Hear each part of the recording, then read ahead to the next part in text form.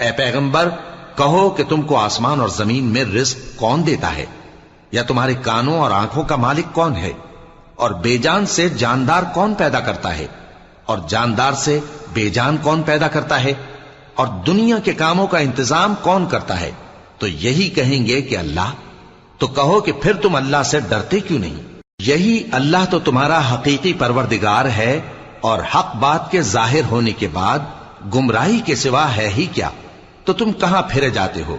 इसी तरह अल्लाह का इरशाद उन नाफरमानों के हक में साबित होकर रहा कि ये ईमान नहीं लाएंगे।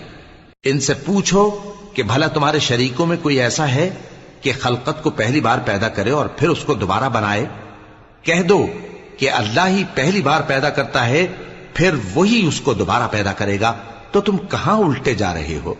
पूछो कि भला तुम्हारे शरीकों में कौन ऐसा है कि हक का रास्ता दिखाए